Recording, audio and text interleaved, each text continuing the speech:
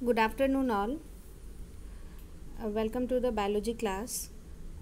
In this slide, I am going to discuss especially that part of Mendel in which he has performed the experiment on peas and what he has concluded. In the previous part 1, I have taught about you 3 or 4 terms, that was inheritance, variation, traits and heredity. ये आपका इस chapter का introduction था. फिर next point में NCERT के next topic में Mendel's inheritance पढ़ा रहा है, जिसको मैंने पार्ट्स में बांट दिया है. इस पार्ट में मैं केवल मेंडल के पी एक्सपेरिमेंट को डिस्क्राइब करूँगी कि मेंडल ने कैसे एक्सपेरिमेंट किया और फिर उनका ऑब्जर्वेशन और कंक्लूज़न क्या था. नेक्स्ट पार्ट में पार्ट 3 में मैं बचे हुए टॉपिक्स को डिस्क्राइब करूँगी कि कंक्लूजन, फिर उन्होंने फिर फर्दर एक्सपेरिमेंट के बाद क्या क्या टर्म्स आए, वो मैं नेक्स्ट पार्ट में करूँगी. तो टॉपिक को स्टार्ट करते हुए पहले हम लोग मेंडल साहब को जानते हैं कि इन्होंने कैसे एक्सपेरिमेंट परफॉर्म किया, क्या किया. इनके एक्सपेरिमेंट्स और जो इन्होंने जो बेसिक आइडियाज़ दिए in the field of genetics, he is known as the father of genetics, क्योंकि ये फर्स्ट पर्सन थे, ये सबसे पहले व्यक्ति थे जो कि इस चीज़ पर, इस पॉइंट पर सोचे कि हम जो लिविंग ऑर्गेनिज़म है वो कुछ कैरेक्टर जो है, कोई चीज़, कुछ फैक्टर जो है वो कैरी करता है अपने पेरेंट्स से और वो शो करता है फिजिकली, मतलब मार्फोलॉजिकली वो कैरेक्टर दिखते हैं. ये पहले व्यक्ति थे बायोलॉजी के फील्ड में और इन द फील्ड ऑफ जेनेटिक्स जिन्होंने इस टॉपिक पे सोचना शुरू किया और बहुत हद तक एक्सपेरिमेंट्स के बाद एक वेल डिफाइंड लॉ दिए, जिनका अभी भी जेनेटिक्स में, क्लासिकल जेनेटिक्स में बेसिक पिलर क्रिएट करता है. उन्होंने आखिर किया क्या, जो अपना वो थेसिस दिए, अपने वो लॉज बनाए, तो उससे पहले उन्होंने क्या किया. He performed hybridization experiments on garden pea. Sir John Mendel जो थे वो एक चर्च में भी काम करते थे. उस चर्च में काफ़ी बड़ा फील्ड, एग्रीकल्चरल फील्ड था. उन्होंने लगातार 6-7 वर्षों तक पाइजम सटाइबम पे, गार्डन पी जो हम लोग मटर खाते हैं, उस पे एक्सपेरिमेंट किया, उसकी खेती की, मानो कि कहेंगे कि क्रॉस कराया, उसके पॉलन ग्रेन को उसके ओवम से पाइजम सटाइबम को क्रॉस करा के बीज बना, मटर बना, फिर उसको लगाया. इस तरह करके उन्होंने 6-7 वर्षों तक इस पाइजम सटाइबम पे वर्क किया. और ये पहले व्यक्ति थे जिन्होंने statistical data means mathematical logic, mathematics biology में यूज किया. Mathematics means characters 1, 2, 3, 4 numerical terms biology में ये पहले व्यक्ति थे जो कि यूज़ किए और लाए, और एक स्टैटिक्स क्रिएट किए, कौन सा कैरेक्टर कितनी बार आ रहा है, कैसे आ रहा है, तो इसका एक डाटा एनालिसिस हुआ. ये सभी जो टॉपिक हैं ये बायोलॉजी में सबसे पहले इन्हीं मेंडल साहब के द्वारा इंट्रोड्यूस हुआ था. ही यूज्ड लार्ज सैम्पलिंग साइज. यहाँ जो सैम्पलिंग साइज की बात है, मीन्स द फील्ड और the experimental field on which he was working.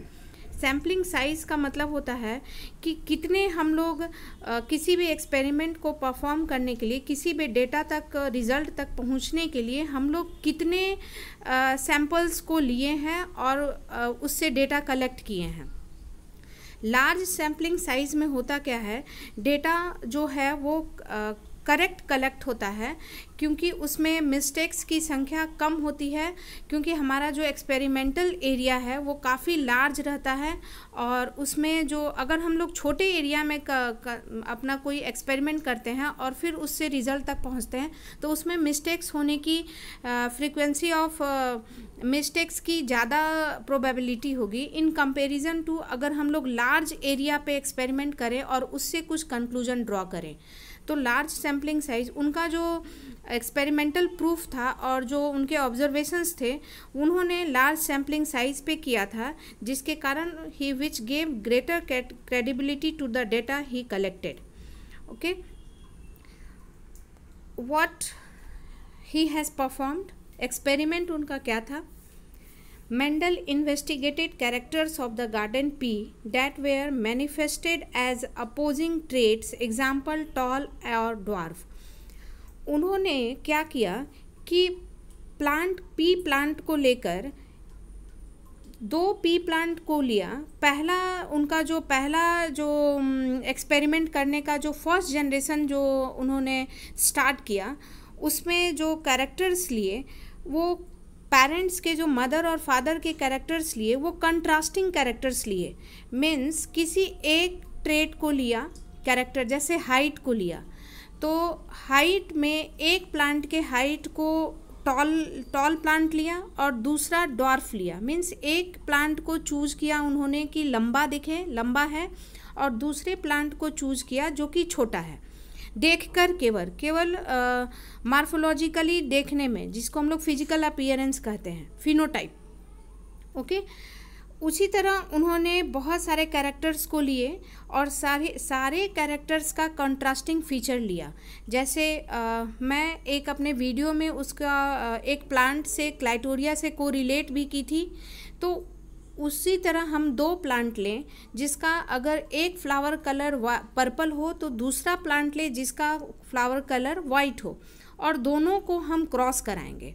Okay, उसी तरह इन्होंने, मेंडल ने क्या किया, हर बार एक्सपेरिमेंट में किसी एक कैरेक्टर को पकड़ा और दोनों कैरेक्टर के कंट्रास्टिंग फीचर्स को लिया। ओके, और बाकी जितने कैरेक्टर्स लिए उन्होंने वो दोनों प्लांट में कांस्टेंट थे। इसको और हम लोग धीरे धीरे आगे की ओर समझेंगे।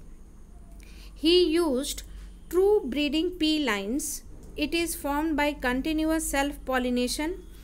Hair the mark, it is important to note here true breeding pea lines.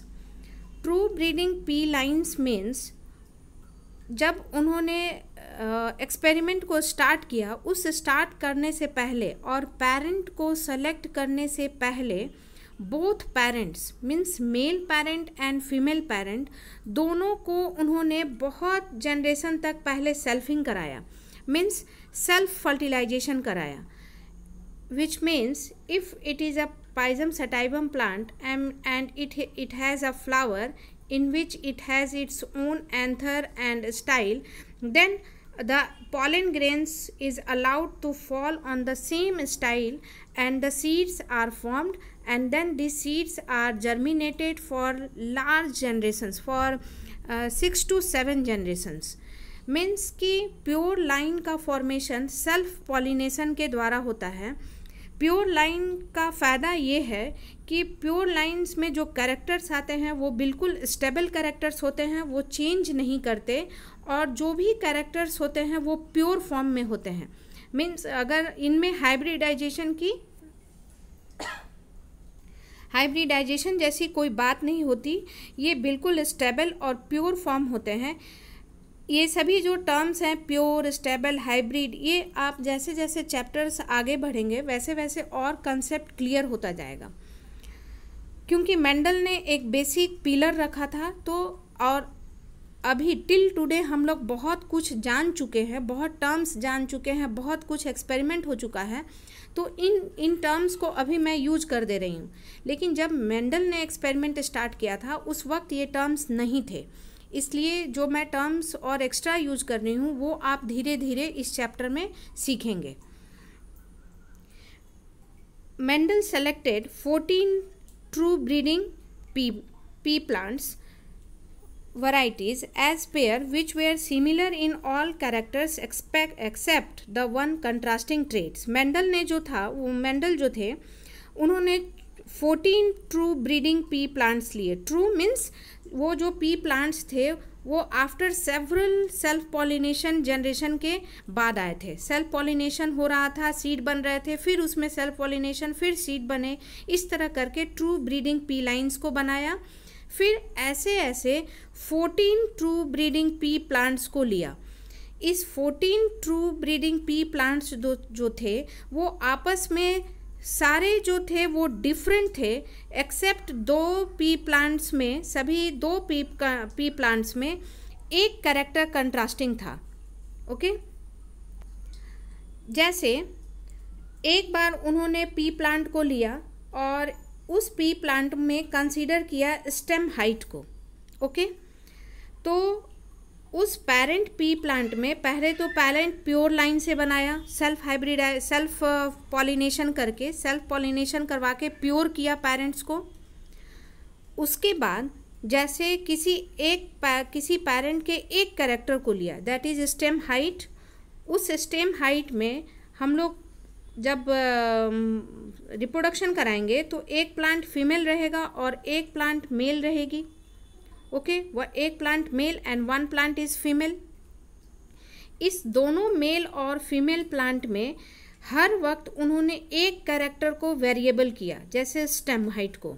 इसमें मानो अगर स्टेम हाइट ये लंबा है तो इस प्लांट का स्टेम हाइट छोटा है, ड्वार्फ है. बाकी जो इतने सारे 6 कैरेक्टर्स बच गए वो सारे कैरेक्टर्स इस दोनों प्लांट में कांस्टेंट थे, मीन्स एक जैसे थे. ये सारे कैरेक्टर्स इस दोनों प्लांट में एक जैसे थे, बस एक ही कैरेक्टर में ये दोनों प्लांट वेरी कर रहा था. जैसे स्टेम हाइट में अगर ये लंबा है तो ये छोटा है. उसी तरह यदि दूसरी बार उन्होंने फ्लावर कलर को सेलेक्ट किया तो फ्लावर कलर में अगर मेल प्लांट डोमिनेंट प्लांट को लिया वॉयलेट तो फीमेल प्लांट के फ्लावर कलर को लिया वाइट. ओके, लेकिन उस वक्त ये सिलेक्शन के बाद ये बाकी जितने बचे जो तुम्हारे कैरेक्टर्स हुए वो इसमें कांस्टेंट थे. मीन्स अगर स्टेम हाइट को ले तो ये अगर लंबा होगा तो ये भी लंबा होगा, फ्लावर पोजीशंस को ले तो ये एक्सियल है तो ये भी एक्सियल है. मीन्स उन्होंने एक बार एक ही कैरेक्टर को वेरिएबल लिया और बाकी सारे कैरेक्टर्स जो थे इस दोनों मदर एंड फादर प्लांट में वो कांस्टेंट थे. ओके,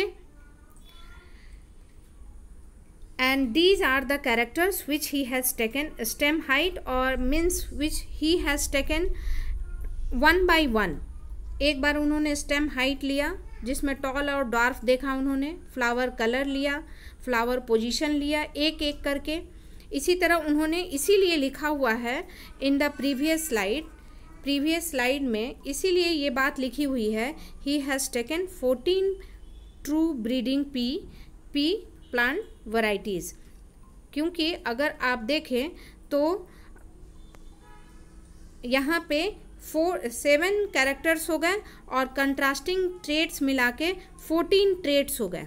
तो इन 14 ट्रेट्स, पूरे ट्रेट्स को दिखाने के लिए एक एक ट्रेट को एक प्लांट में हमें टोटल 14 पी प्लांट्स लेने होंगे और सारे पी प्लांट्स केवल एक कैरेक्टर में वेरिएबल होंगे और सारे उनके दूसरे कैरेक्टर जो होंगे वो कांस्टेंट होंगे, एक जैसे होंगे. Now what he did, Mendel performed cross pollination of pure line parent.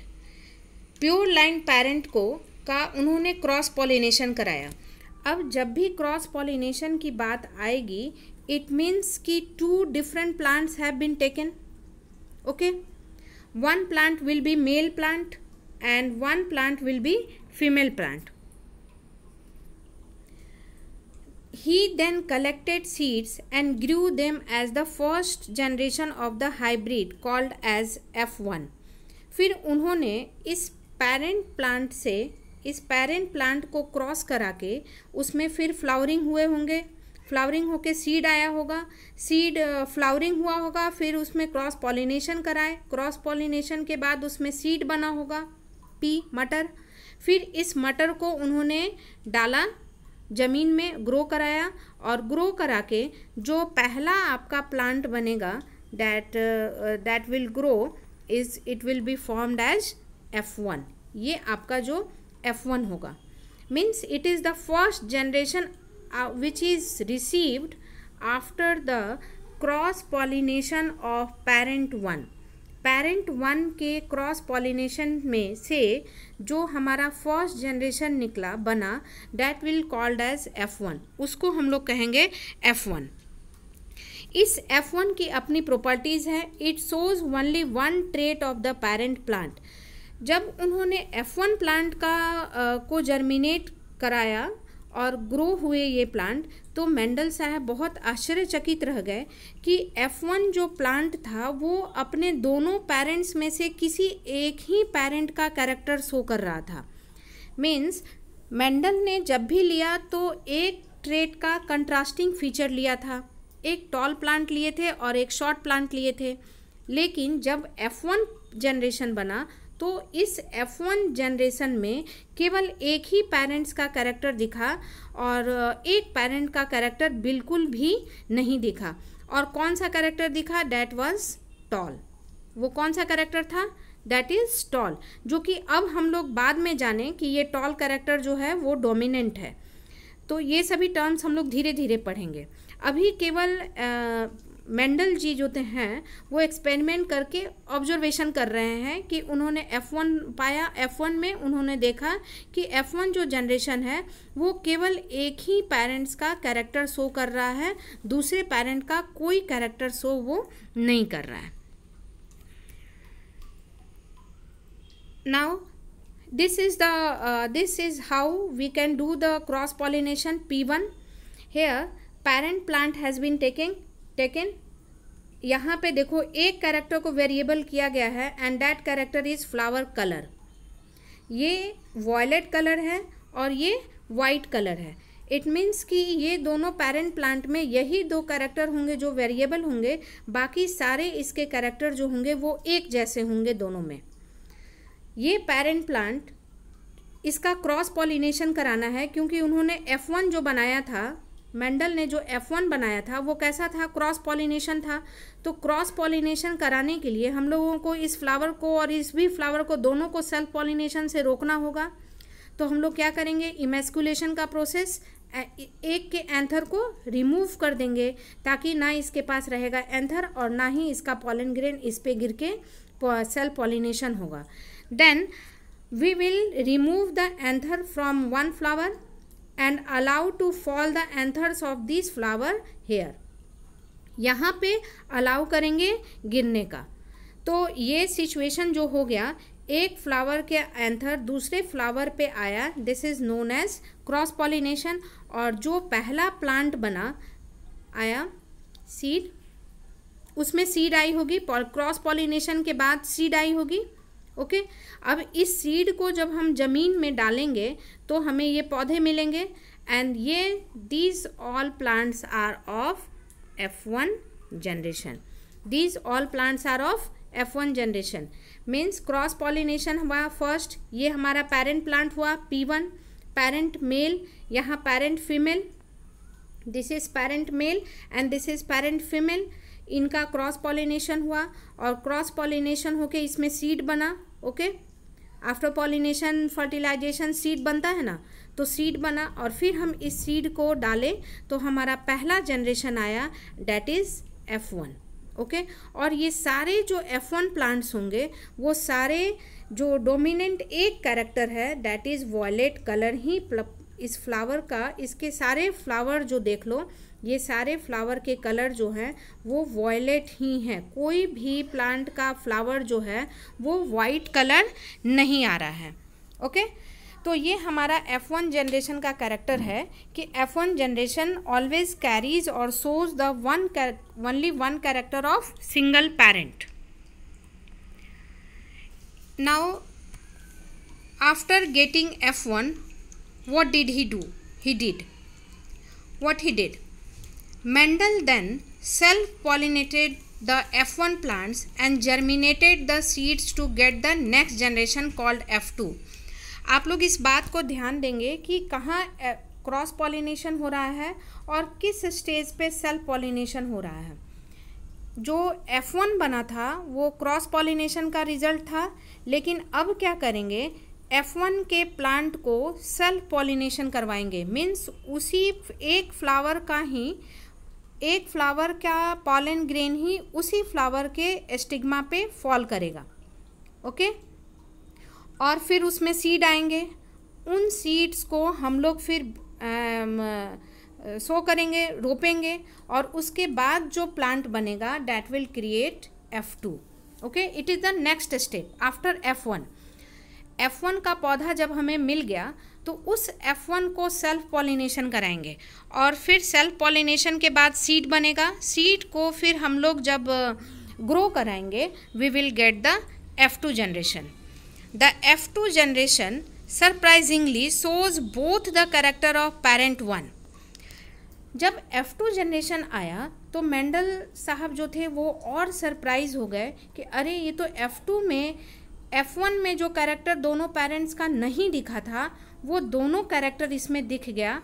जैसे कि हम लोग फर्स्ट टाइम पेरेंट 1 कैसा लिए थे, एक टॉल लिए थे और एक ड्वार्फ लिए थे।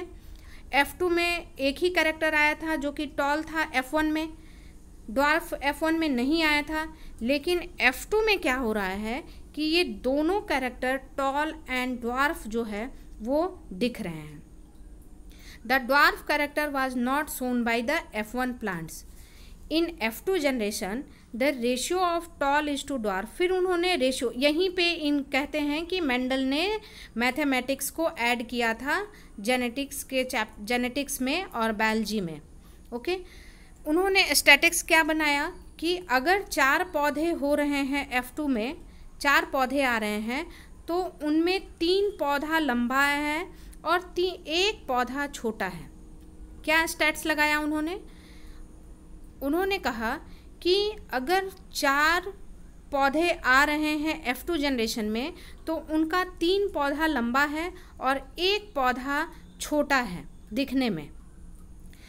और ये लंबे और छोटे दोनों पौधे जो हैं वो अपने पेरेंट P1 से मिल रहे हैं without any blending of characters, बिना किसी कैरेक्टर्स के इंटरमिक्सिंग को। ऐसा नहीं हुआ था कि लंबे प्लांट और ये जो लंबे प्लांट हैं और ये जो छोटे प्लांट थे वो दोनों मिलके और कुछ बीच का कैरेक्टर निकाल दिए।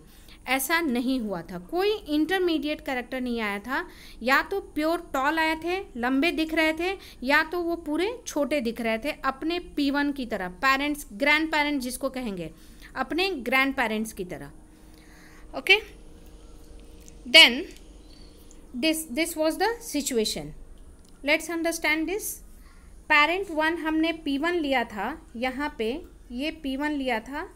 ओके, P1 में हमने ये एक मेल लिया, consider it is a male and it is a female plant. Okay, then female plant was dwarf and the male plant was tall. दोनों की क्रॉसिंग कराई गई, मीन्स इसका एंथर रिमूव किया गया इमैस्कुलेशन से और इसका एंथर इस पे अलाउ किया गया फॉल करने के लिए। इसके फिर सीड्स बने। सीड्स को हमने खेत में रोपा। रोपने के बाद हमारे जो प्लांट्स आए वो बने F1। F1 में जो हम लोग कैरेक्टर्स देखेंगे, यहाँ फ्लावर को लेके दिया जा रहा है, तो अगर F1 में हम कैरेक्टर देखेंगे तो क्या होगा कि सारे जो प्लांट्स दिखे वो टॉल दिखे। ओके, फिर इन प्लांट्स की सेल्फिंग कराई गई, मीन्स कोई एंथर का रिमूव नहीं हुआ, कोई रिमूवल नहीं हुआ, इसके फ्लावर इस पे नहीं गए, इसका एंथर इस पे नहीं गया। क्या हुआ कि इन्हीं का इसी फ्लावर का एंथर इसी फ्लावर के पॉलन ग्रेन इसी फ्लावर के स्टिग्मा पे फॉल किए। Then it will be called as selfing, self fertilization और सेल्फ पॉलिनेशन। उसके बाद सीड बना एंड सीड बनने के बाद जो F2 जनरेशन आया, इस F2 जनरेशन में हम देखेंगे कि टोटल अगर 4 पौधे हुए तो 3 पौधा जो है वो लंबा दिखा, 3 पौधा जो है वो लंबा दिखा हूबहू अपने इस पेरेंट की तरह, और 1 पौधा जो है वो ड्वार्फ दिखा इस पेरेंट की तरह। ओके, जो हमने पेरेंट्स प्लांट लिया था, ये जो पेरेंट ग्रैंड, इसका तो ये ग्रैंड पेरेंट हो गया, ये जो ग्रैंड पेरेंट जो ड्वार्फ था उसकी तरह ये ड्वार्फ बन गया, जो कि F1 में ऐसा कोई ड्वार्फ प्लांट नहीं आया था। तो F2 generation regains the character of parent plant. तो इससे क्या लग रहा है? इससे लग रहा है कि कुछ ना कुछ ऐसे डाउनफॉल हो रहा है, यहाँ से इसमें आया होगा और यहाँ से इसमें आया होगा, और उस चीज़ में कोई मिलावट नहीं हो रही है। इसी को मेंडल ने फर्स्ट टाइम ऑब्जर्व किया, इसी को मेंडल ने फर्स्ट टाइम एक साइंटिफिक टर्म दिया और उस दिशा की ओर सोचने पर मजबूर किया कि आखिर क्या है जो कि यहाँ से पेरेंट्स से नीचे ऑफ स्प्रिंग की तरफ पास ऑन हो रहा है without blending the characters. Okay, this was overall experiment performed by the Mendel P1 parent 1 plant, F1 बनाया by cross pollination and then F2 by self pollination. Then क्या conclusion निकाला उन्होंने? Sir Mendel concluded that something was being stably passed down from parent to offspring through the gametes over successive generations. We know that in sexual reproduction gametes बनते हैं और gametes जो हैं half number of chromosome carry करते हैं अपने parents plant का। पाइजम sativum का जो क्रोमोसोमल नंबर है वो डिप्लॉयड जो है वो डिप्लॉयड है 2n = 14। इसमें 7 पेयर्स ऑफ क्रोमोसोम है। ओके,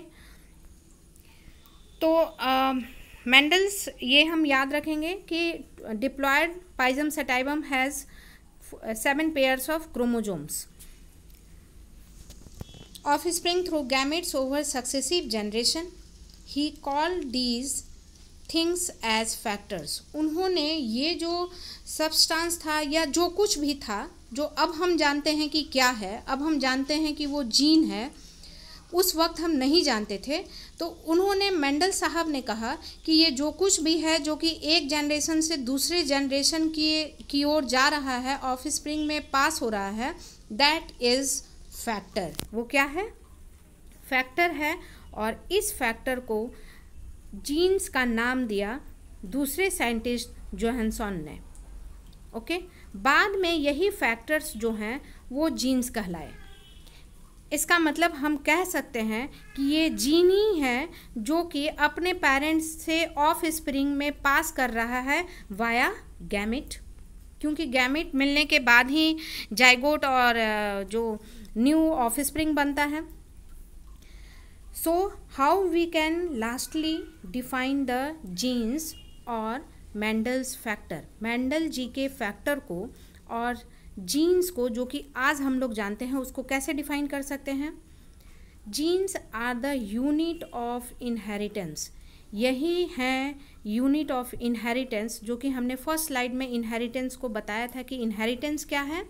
कैरेक्टर का अपने पेरेंट्स से ऑफ स्प्रिंग पे कैरी होना, मतलब इनहेरिट करना कैरेक्टर को, that is called the property is called inheritance.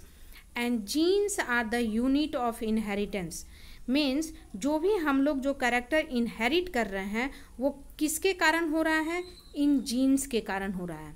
And they contain the information that is required to express a particular trait in an organism. और उनके पास, इन जीन्स के पास ये इंफॉर्मेशन है जो कि फिर हम लोग आगे पढ़ेंगे कैसे स्टोर्ड है, केमिकली स्टोर्ड है या किस तरह है, जैसे भी स्टोर्ड है, लेकिन उनके पास सारा इंफॉर्मेशन स्टोर्ड है जो कि पास ऑन होता है next generation via these gametes. And these genes are responsible to express a particular trait in an organisms. जैसे अगर पी का प्लांट लंबा था तो क्यों लंबा था, उसके लिए कौन रिस्पॉन्सिबल था? ये जीन्स रिस्पॉन्सिबल थे। और कह सकते हैं कि मेंडल के फैक्टर्स रिस्पॉन्सिबल थे। अभी तक यहीं पे रखते हैं। नेक्स्ट स्लाइड में इस जीन्स को और जीन्स कैसे प्रेजेंट हैं, क्या कहते हैं, मेंडल के ही एक्सपेरिमेंट को हम लोग आगे बढ़ाएंगे in our next slide. Okay.